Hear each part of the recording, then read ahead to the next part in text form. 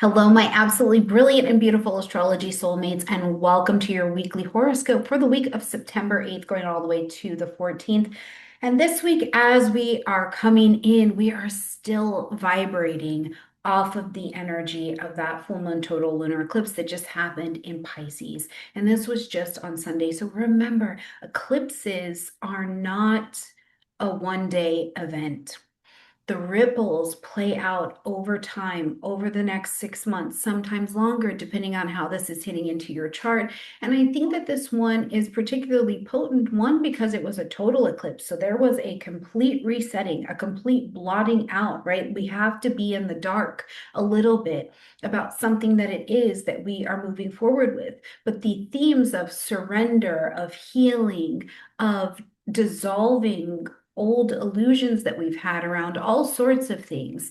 Many of us are still feeling more tender to that. We're feeling more dreamy. Some of you have talked about feeling inspired, but many of you have talked about this feeling of just being very, very raw. So I just want to say, that that's very real. It's out there. We need to acknowledge that, but that this eclipse is also reminding us that we just cannot carry forward what is no longer spiritually aligned with us. And we cannot have what we're trying to call in if we do not learn to receive, right? We're still talking about this relationship with, I have to surrender this. I always have to do. But how do I attract? How do I receive so that I have a container to hold the life that I'm calling in for myself? So we'll still be processing that this week. So don't be surprised if you do see some old patterns picking up, if you see some losses happening, if there are sudden endings or changes of direction, and look at it more as a space of your awareness and your aliveness coming online, going, yeah, that doesn't work anymore, as opposed to any sort of sense of failure. Now, in addition, this week, to the eclipse aftermath that we are experiencing, the week is going to bring us a moon Mars opposition that is happening midweek. And I think that this is important because we're going to take that energy into a pretty lengthy void of course moon. It's our longest one that we're going to have this week. And so this has got us in a space where there are some emotional hot pots going on. The emotional simmering is definitely going on down there. Now, towards the end of the week, we're going to have some really supportive sextiles from both the Sun and Mercury to Jupiter. And then we're going to see the Sun and Mercury come cazimi in Virgo. And we will wrap up this week with a last quarter moon that's going to have us looking over things that we have been working on. And now we're finally ready to bring them a close since 2023. So quite a bit to look at this week. It's not as busy or as bustling as I think as some of the other weeks have been, but there's still some good bones to work with. Now, there's going to be timestamps in the description box down below for every single day this week, so make sure you click over to them. And also, while you are down there, the Venus Reset program is back on sale, so please take advantage. I mean, listen, if you are ready to soften, you are ready to receive, you are ready to reconnect, you are ready to have a relationship with rest, with restoration, then this is the program that is for you. You get to move at your own pace. You walk with, just this tribe of people who've also gone through this beautiful 22 days. And it's the easiest 22 days that you will probably ever have in your life. And the challenge will be, can you receive it? Oh, it's on sale. Jump down there. Take advantage, get in there. And also, while you're down there, if you do not already have your own birth chart, please grab it because I want you to have the very best. You deserve the very, very best. And the very best astrology is your astrology. So click down there, get your own chart to see where these transits and aspects that are happening this week are happening against your own chart. Okay. All right. Let's go ahead and get in here and see what the week has to offer. Now, coming in first thing on Monday. We've got the moon traveling early in the day in the vibration of Pisces out of that eclipse energy as it's pulling forward. So we are still just steeped in the eclipse texture and energy as we are coming into Monday. So our Piscean area of your chart may be more heightened to sensitivity. There can be more dreams going on, more sleepiness going on, more emotions going on. And it can make us feel a little bit foggy or directionless as we're coming into this Monday. So I would just say that, on Monday, our moon day, the day where the moon in general is what's governing the vibration. It's not the morning to be pressuring yourself or anybody else into clarity. Instead, this Monday is a Monday for listening.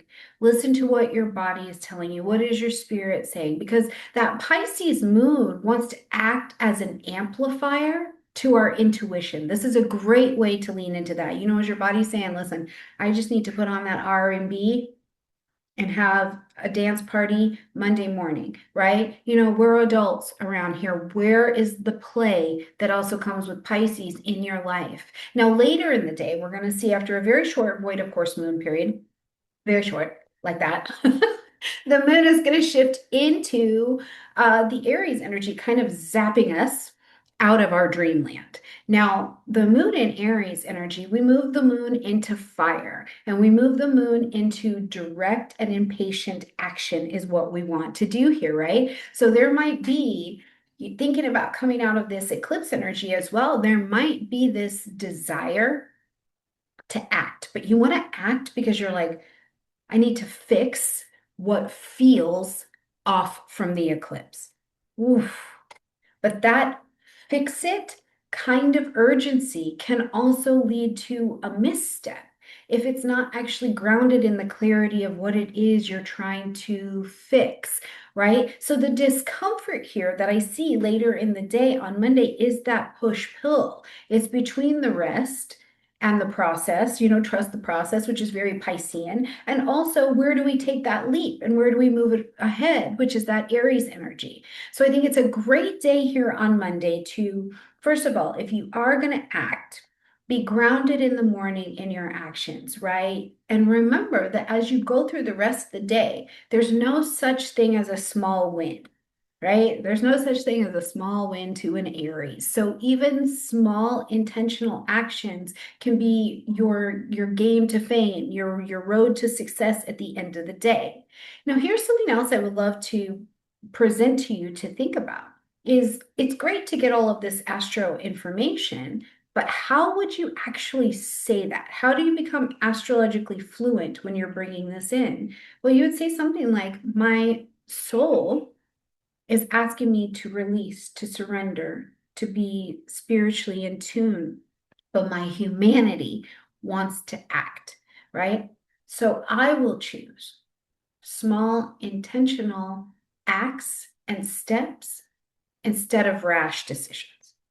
That's how we become astrologically fluent, right? Brilliant. Okay, Tuesday, we've got the energy of that Aries moon going with us all day long. It's a fiery Tuesday. It's a Mars day in the first place. So this is an energy where we are going to want to be going. So you can know that Tuesday is the get it day of the week if you have to get things done. Again, look before you leap a little bit as we're in that Tuesday energy. And then we're going to see that that Aries moon comes into opposition with Mars that's in Libra. And this is fiery, right? This is fiery. It is the place where we pit our independence against cooperation, right? Me versus we. This is a me versus we dynamic. And it's uncomfortable because it's an opposition. So it's pulling and going in two different directions. And what we would like to do with an opposition, every opposition becomes relational. So we want to take these two sides that are pulling, the tension, right? Like this, it's doing this. And we want to start to inch them to the center. Where are both sides right? Or what's the sweet spot in the middle where we can take an opposition from an expanding opposition to an integration, right? Because it's the uncomfortable side of this will really be the Aries side. It is that irritability where our tempers get short. We want to have a quick argument in order to do something to move that energy.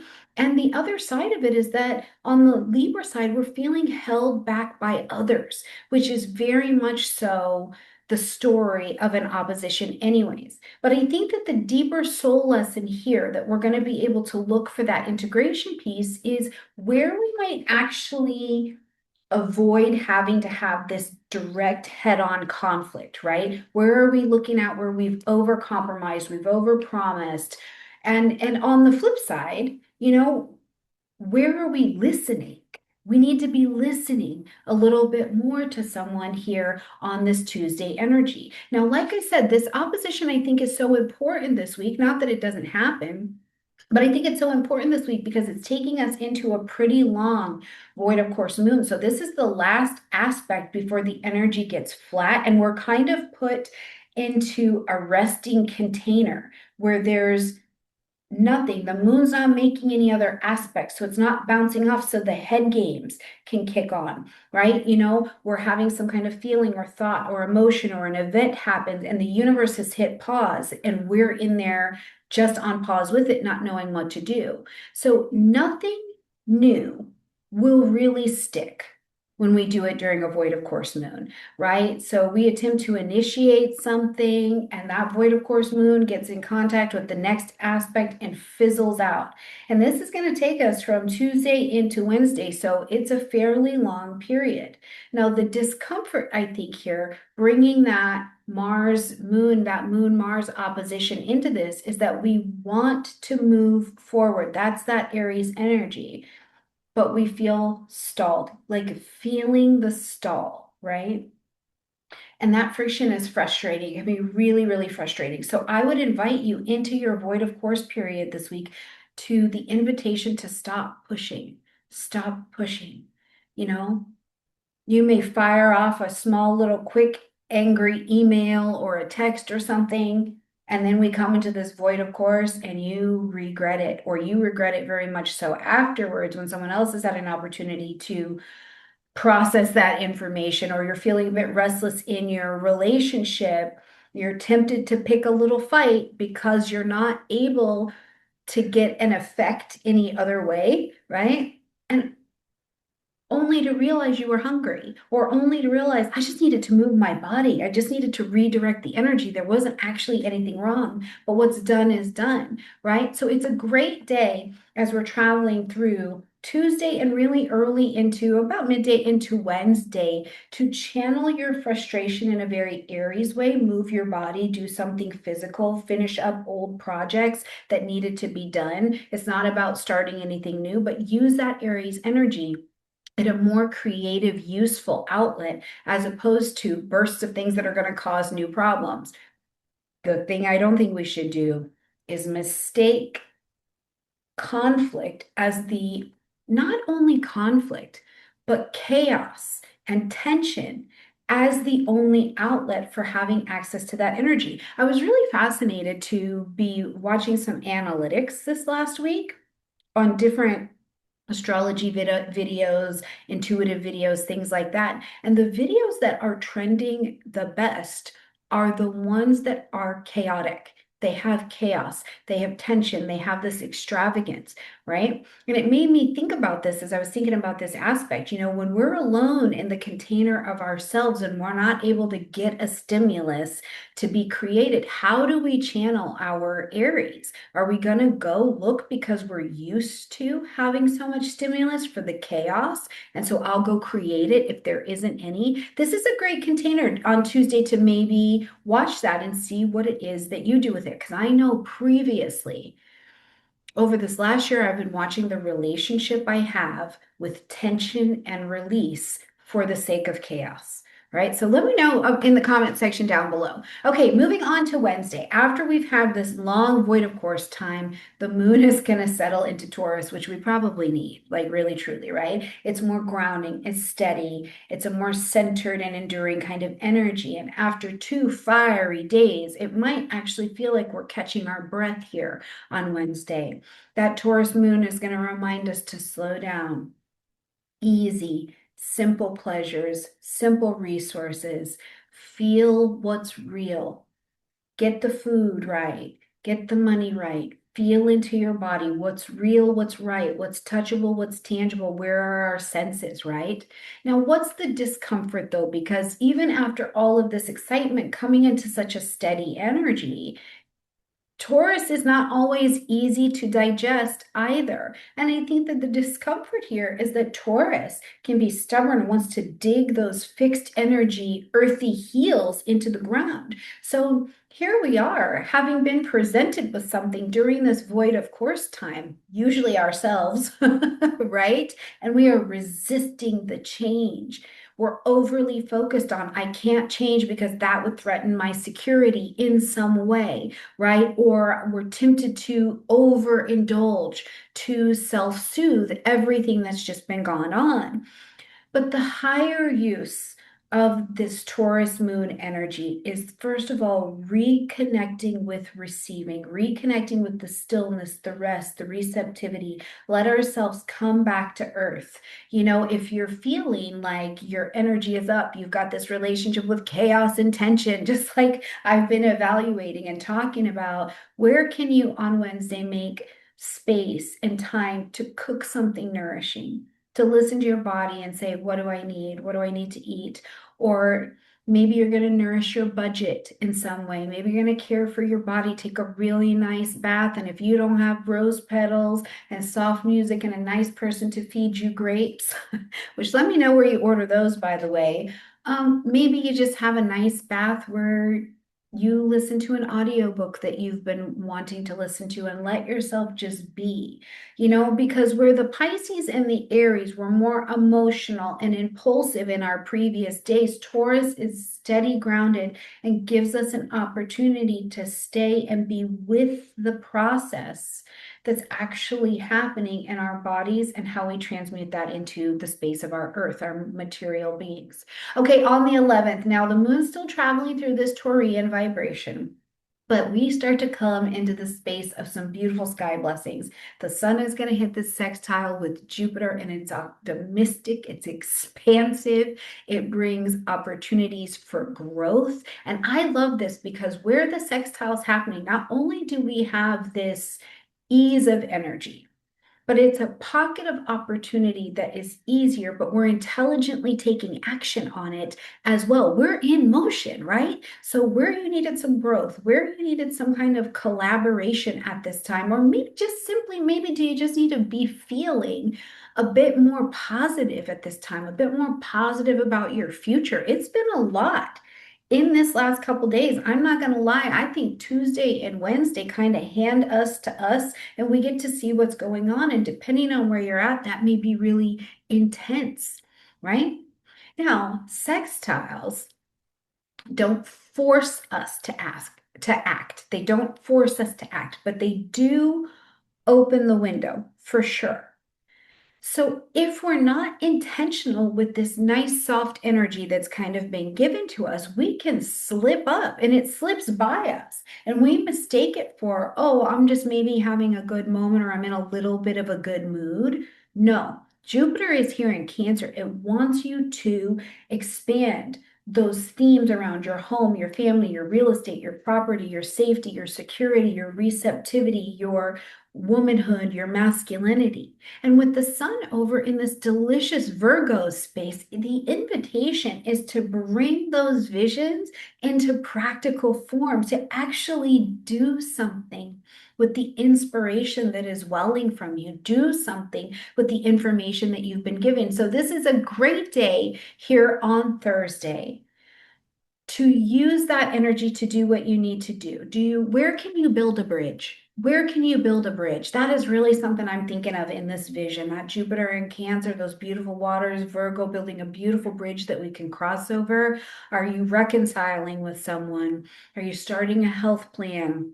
Are you taking some very practical steps in a journey of something bigger that you're wanting to build? It doesn't have to be dramatic. These are not necessarily dramatic energies. In fact, I think that small and consistent actions today could become a better foundation for something long term than something big and grandiose. So use Thursday to say yes to opportunities and blend that optimism that becomes available to us with that action of something that is quite practical. I would not use Thursday. I wouldn't let Thursday slip away from me. I would not, if you can avoid it, let Thursday slip away from you, okay? It's such a beautiful day. Now, Friday is still keeping it cute. It's still keeping it cute here on Friday. We've got the moon shifting into the vibration of Gemini, first of all. And so the day is going to get busy. We've got conversation. Now we have to be chatting about all of the things that are doing and happening and what we learned, and we're networking things, and we're open to seeing things in two different directions. And then the ruling planet of this particular lunation, Mercury, is now going to sextile to Jupiter. So we've got another sextile, 2 days of all this sexy goodness, right? So it's going to be a day where we are doubling down on communication. Communication is the name of the game on Venus's day. So the ideas, the learning, we're brimming with it. It's bubbling up because that Gemini energy, that Gemini moon in general, it's curious. It can be a bit restless, it can be a bit eager, but it's curious. It wants to connect the pieces. And then that Mercury, Jupiter in that soft, easy sextile wants to pursue, right? It wants that big picture. It's hopeful. It wants to see a bigger perspective, and then it wants to pursue it. Now, I don't want to gloss over where this can also present challenge because it is busy mercurial energy, and Gemini can be terrible at listening if it is not keyed up to the right vibration. It's doing all the talking and not the listening. So this is something that we will need to remember as we're here on Friday. But also Gemini energy can be scattered, right? Too many ideas, too many conversations, too much stimulation. There's just too much. And then we can't land anywhere. Jupiter can also inflate the tendency of anything we're doing, right? I'm going to overpromise. I'm going to overcompromise. I'm going to say yes to something when the plate is already full. I'm saying yes when this is just more than I can handle. So we do have to be mindful that getting such a chatty, beautiful, mercurial kind of day on our hands, that there are some pitfalls that we can jump into and just be mindful. But I think an easy use of this beautiful Friday energy is to connect, be in connection, be in learning, be in curiosity, write down something, brainstorm, network, speak your truth, let your ideas, but give yourself permission to be in the curious, refine it later. Just really refine it later, okay? All right, as we're scooching along here into Saturday, this is going to bring beautiful, powerful aspect moving into our weekend, and that is going to be our cazimi. So the sun is going to come conjunct to Mercury here in Virgo. So we're getting a Virgo cazimi. You know, that's going to be good and organized. It's like the reset button for your mind and for practical things. Now, when Mercury sits in what we call the heart of the sun, it's like it's blessed, it's cleansed, it's renewed, it's getting a refresh. And if you haven't watched my video on Pluto going out of bounds, getting outside of the jurisdiction of the sun, I'm going to link it here or at the end because the sun is really powerful in our story. We give a lot of energy and a lot of hype to Saturn, but when things get in the heart of the sun or in the jurisdiction of the sun, this is when amazing things happen. We have these changes, this renewal. Now, after the retrograde cycle as well that Mercury has been through, I think that this cazimi is bringing an even different kind of clarity and kind of insight for us because the Virgo flavor here of where we're having this refresh is really around precision, discernment, service, and practicality. So where are these words in a very earthly way kind of spinning up and landing in your truth or in your reality, right? This is an excellent day to write a plan, write an affirmation, set up a new routine. This is going to be an absolutely excellent day to be monitoring your food. You know, look into your, I don't know if you guys use this app, but it's called Chrometer. And I really like it. I learned of it on YouTube actually. So Chrometer to track your food, what's going on. You're getting into the details, you're into the precision, you're seeing it differently, right? Seeing problems or seeing things in your life with completely different eyes. It's like you got a new pair of glasses in some way. And that could be, you know, that you're looking at a book and you're doing the editing and you're seeing it with a different pair of eyes, or you've been learning in a course and now you're seeing the information with a new set of eyes. And I think it can just as easily be that you've been with, partnered up, married to a person for a very long time, and you've always seen them like this. And here you get a new pair of glasses and you're seeing them really, really differently, right? Now, there is discomfort here as well, the perfectionism piece of Virgo. Now, this South Node and these eclipses have been working that Virgo area of your chart. If you have any perfectionism left, I'll be really shocked. I don't know about you guys. I'm a Virgo rising. Are you tired? Like, I'm like, okay, nothing's perfect. It's fine. So we've been getting it worked out of us. The perfectionism, the overthinking, the overproducing, this idea that I'm only valuable if I'm productive, instead having to move to the Piscean side where it's I'm surrendered, I'm receiving, and so I can receive more. So there can be this pressure here to like get it right. I've got to get it exactly right.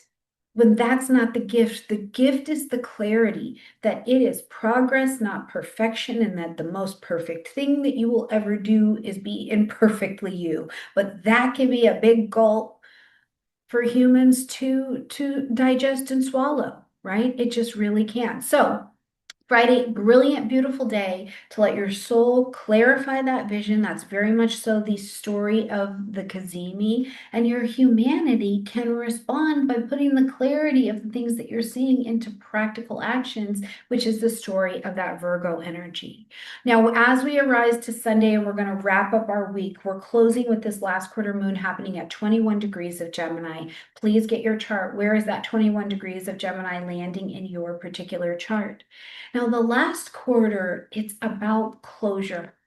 It's about resolution. It's about recognition. It's about bringing it to a close and beginning to turn away from what you've been working on in this area for quite some times. Now, this one, just like all of our lunar families, connects us to the story that's happening in the lunar family. And it began back in June of 2023. Now, we had the new moon that was happening in Gemini at that time. This is where conversations began. So go back there, see what was happening. What was in your journal? What was in your diary? What was going on for your children, depending on where this is happening in your chart? And where is that conversation ending now? Where is that learning ending now? Now, something uncomfortable about this is that last quarters can also reveal something we've been chasing, and it's not viable anymore. It's just not viable. So we are in a position to need to be honest enough to turn away from it and let it go, right? The last quarter, as much as it brings the cycle to a close, how it brings the cycle to the close is very dependent on your chart. There may be endings, there may be goodbyes, there may be really big needs to pivot away from something. But with the Gemini energy, the lesson here of how you'll likely need to make this pivot is going to be in communication. What truths need to be spoken, what perspectives need to be shifted, what course needs to be brought to an end.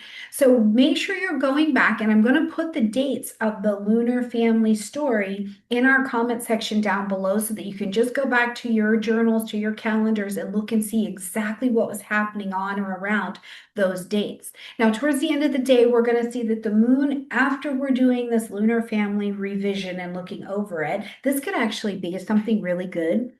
During your void of course time this week, midweek, grab the dates from this last quarter energy, and it's a great time to go back over it, right? You need to do something that you've already done, so go back in there and see where the story is still true for you. Okay, then the moon will shift into Cancer, softening the edges. We're going to soften the edges as we come to the end of the week. And I always think it's so cool when we get the moon in Cancer on a Sunday, which is actually the day of the sun. Like, I feel like there's a little new moon energy that kind of comes into this vibration. But we might be craving on Sunday a little bit more rest, a little bit more family, a little bit more nesting, less mental stimulation that we had all week long. I want that home cooked meal. I want to be in my house. house where I like my things and I like my stuff and I want to make that phone call to my mom, right? Whatever that Cancerian area lights up in your chart, this could be what's really calling to you. So as we're using Sunday, it's a great day to rest, to reflect, to tie up any loose ends as we're looking at that last quarter energy. And then, did I say rest? It's a great day this next Sunday to take a big, beautiful rest, because I think on Sunday, what's happening for all of us, the soul is absolutely asking for an integration of so many lessons that have come in this last cycle, particularly in Gemini around our communication and our humanity would like a release from what no longer fits. And in that, I find rest. And that's that Cancerian energy. Okay, beautiful friends. So that is your look at the week ahead, especially with the eclipse. We were doing some eclipse processing. There's Mercury resets and renewals that are happening this week, supportive sextiles, and some last quarters. So breathe it all in. I hope you have a gorgeous week. Please let me know how it goes in the comment section down below. Don't forget to grab your space in the Venus reset program. Grab your birth chart if you're ready to speak astrology and learn the astrofluency method at GAFA. I just would love to have you. Now, at the end of this video, I'm going to put 2 other videos, which are the next natural place for you to go to keep the astro conversation going, particularly around things that are applicable to you right now, like that Pluto out of bounds. You really want to know about that and see how that's working in your life. All right, my beautiful friends, I love you a ton, and I will see you next week. Bye, everybody.